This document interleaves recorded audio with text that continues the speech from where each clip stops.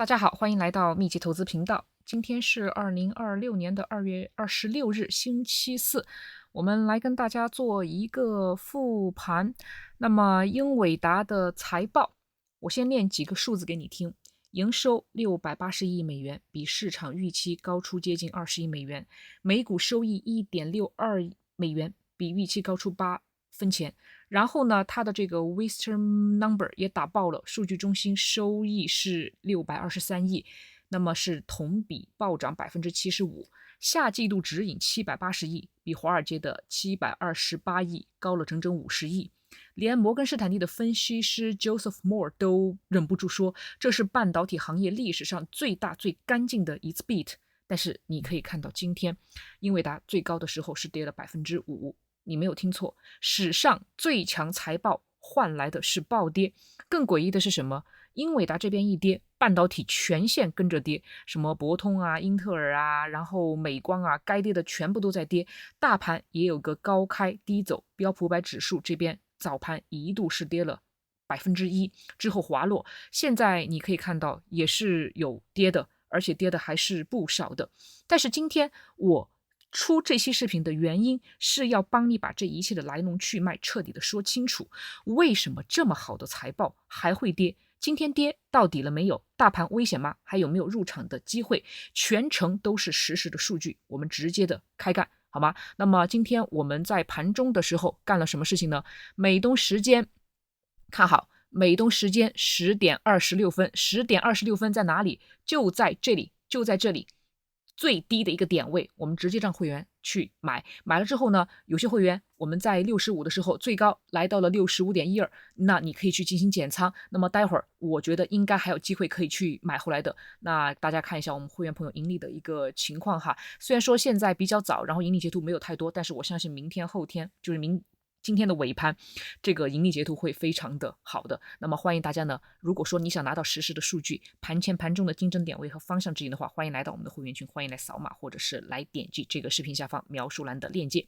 好了，接下来我们来跟大家先来说一下英伟达昨天的一个财报。我们要彻底的把成绩单给铺开，你才能够理解今天的暴跌有多荒唐。Q4 营收680亿美元，市场预期是662亿，公司自己的指引是650亿上下，最后实际出来比自己的指引高了整整31亿，同比增长73%。关键是比上一季度的570亿还环比增长了20%，增长还在加速。调整后的 EPS 是1.62美元，预期是1.53，去年同期是0.89。同比增长82%，数据中心这一块是占了英伟达总营收的91%，同比增长75%，达到了623亿美元。其中网络收入是达到了110亿美元，同比增长3.5倍。这是一个极其重要的信号，说明客户正在建大型 AI 超级集群，并不是买单卡。毛利率75%，这个数字完美守住了华尔街最担心的那条红线。这个呢，也是在昨天我在视频里面跟大家讲到的。而且最重磅的指引就是 Q1 指引780亿美元，正负2%。华尔街预期是729亿，市场隐含的心理价位是740亿到750亿，结果英伟达直接给了780亿，高出共识50亿，比上限还高。黄老板在电话会议上面说，代理人工智能的拐点已经到了，而且呢，他披露了一个数字，就是英伟达全年的主权 AI 收入超过300亿美元，一年内增长了3倍。这个是什么概念？全球的政府、国家级别的客户正在疯狂购买英伟达的算力。还有一个极其重要的细节，英伟达的供应承诺就是他已经签下了未来采购合同，从上季度的503亿美元，一个季度之内飙升到了952亿美元，几乎翻倍。这说明需求根本没有减速，反而是在加速。那么如此漂亮的成绩，连摩根士丹利都忍不住惊叹，这是史诗级别的 beat。但是今天跌了接近5%。那么市场为什么不买账？我们慢慢的给大家来进行一个剖析，背后有几层的逻辑。第一层，伽马陷阱，就是期权市场的天花板效应，这点非常技术，但极其的关键。因为昨天盘后，英伟达是一度涨到了203，那么我们有些会员是在200，因为我们预测就是大概在200上下，它会冲到，那么进行一个减仓，没有任何的问题。但是期权市场这边的数据显示，200这个价位是一道隐形的伽马墙，做市商的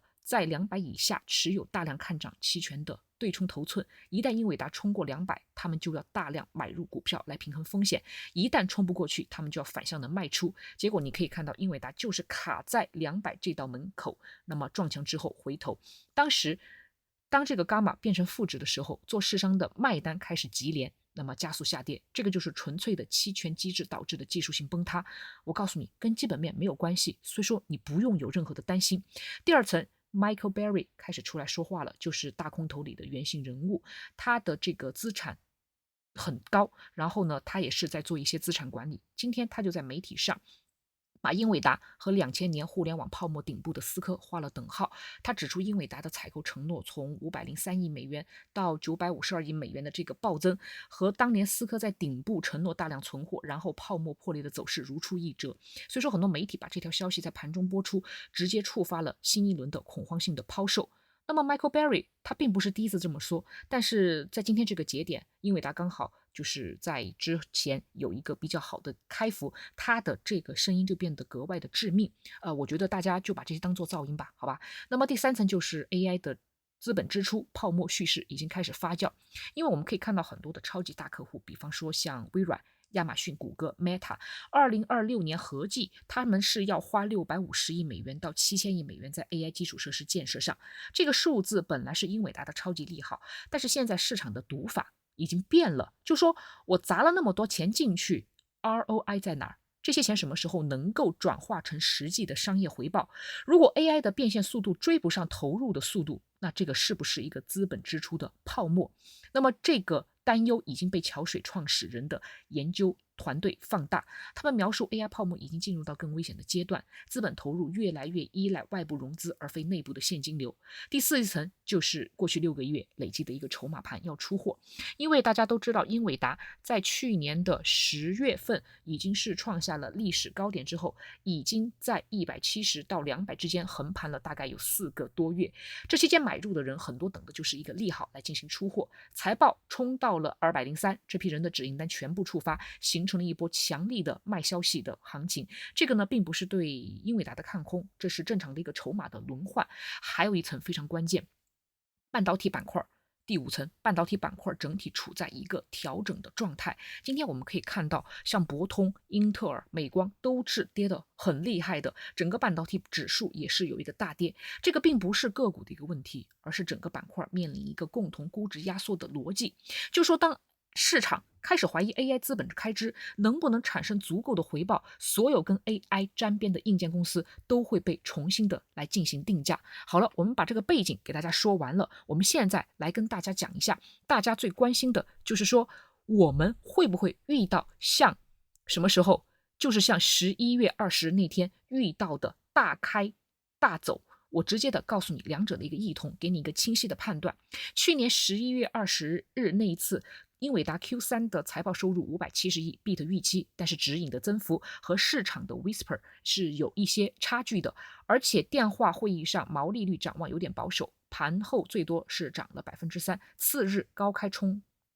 高之后开始继续的下跌，回吐了部分的涨幅，甚至跌到了启动点以下。这次的本质区别在于，这次的财报质量和那次完全不是同一个档次。Q1 只以780亿对729亿预期是绝对的一次完爆，这个可不是什么轻松的超预期，而是华尔街集体失误了50亿，毛利率75.2%守住了，没有松动，而且黄老板他的语气极其的坚定，每一天我们的领先优势都在拉大。那么为什么还会有一个下跌？就是我刚刚跟大家讲的，伽马崩溃，情绪宣泄，并且 Michael Berry 踢了一脚，并不是基本面的突然的恶化。所以说你一定要明白一件事情，只要不是基本面的突然恶化，那么很多事情就是一个噪音。还有就是11月那次基本面差了一点点引发的就是系统性的失望，这次基本面完美，但是市场因为其他原因失去了继续上涨的动力，这个就是本质的区别。所以说我的判断是，这次下跌的幅度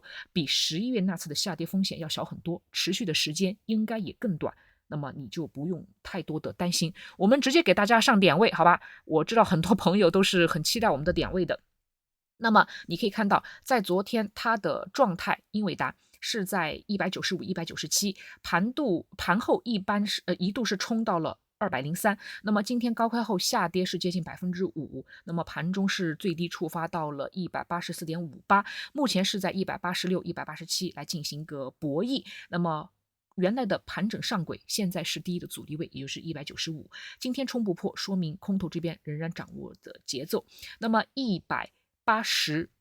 到183是关键的支撑带，今天如果能在这里企稳，给了明确的一个情绪宣泄完毕的一个信号，那么就 OK。那么170到172这个地方呢，就是最后一道技术防线，如果跌到这里并且稳住，那么是一个非常确定性的中长线的买入的区域，上方的阻力在$200依然是最大的伽马的阻力，突破需要强劲的催化剂，比方说正式宣布 Rubin 放量时间表，或者是中国出口限制解除。突破200之后呢，我们就继续的看这个历史的高点了。往上的话呢，就是分析师共识的$261了，这个就需要再长一段时间了。半导体板块的话呢，我们有空再跟大家进行一个分析，好吧？那么我对未来2到4周的一个判断，我认为在短线1-2天情绪消化期，英伟达还有可能再继续的进行震荡，所以说你不要去追空，也不要去进行追高。中线1到4周，如果市场整体没有重大利空，英伟达有望到$200进行一个修复，再次进行挑战，前提是大盘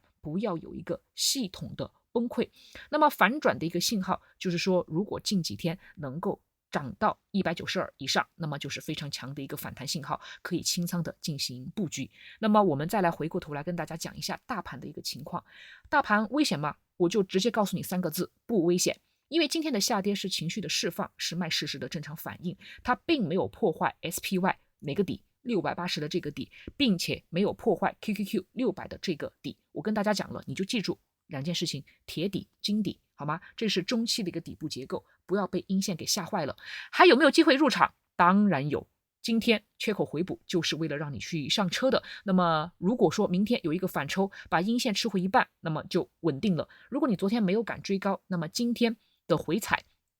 可以去加一个观察仓，这个是比较好的一个倒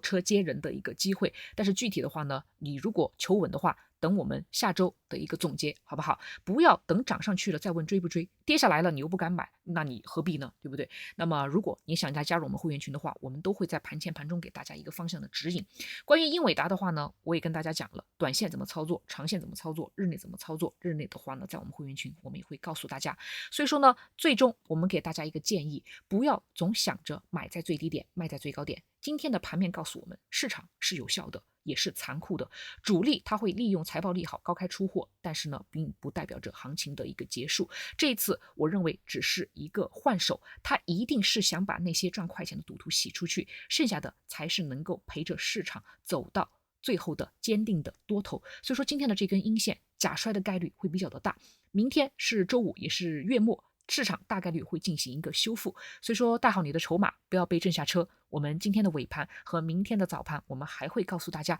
在哪里入场，怎么样去入场，会给你讲的清清楚楚、明明白白，让你把仓位也配比好。那么我最后再跟大家就是啰嗦2句，就是昨天我跟大家讲了，我说我暂时不会再收这个月度的会员了。有些朋友呢就告诉我，让我请几个小助手，让我去就是让这些助手帮着对接会员回复消息。但是我告诉大家哈，说实话，收款对账这些行政的事情，我没有专门的助理去做。但是只要是跟会员相关的交易、仓位、心态、策略，全部是我自己亲自的去回复。因为对于我来讲，如果开一个会员群，群主只是负责收钱或者是发几句场面话，真正的问题都丢给小助理或者是机器人，这样的会员群没有意义，好吗？有会员跟我说，他去过的一些群里面，有些群主动不动就在群里开骂，亏了就怪会员不听话，赚了就拼命自夸，这样的地方多待一天都是浪费时间和情绪。我想做的恰恰是完全不一样的群，因为我希望真正走进会员的状态里，和大家好好的接触，了解你大致的资金的情况和生活的节奏，看清你在哪些地方反复的犯错，以及帮你及时的指出来，帮你把思路理顺，把节奏带稳，解决你对行情和仓位的困惑。对于我来讲，一个有价值的会员群，它是一定能够帮会员少踩坑，多赚钱，让大家心里更踏实的地方，而不不是只会制造压力和噪音的地方。如果你现在所在的群主对你爱理不理，提出问题也从来不过问，甚至把你当做随便发火的对象，我真心建议你趁早离开。资金和时间都很宝贵，没必要浪费在不尊重你的地方。当然了，也欢迎你我打个广告，欢迎你来到我们这里，感受一下我亲自带队、亲自盯盘、亲自回答问题的会员群。把你的信任交给我，我会把时间和精力用在会员身上。这个就是我坚持亲自操盘会员服务到现在的一个原因，也是我认为值得你加入的一个地方。所以说呢，欢迎你扫码来到我们的会员群，来好好的感受一下我们是如何来赚钱的，好吧？那么也预祝大家能够好好的赚钱。我们下期视频再见。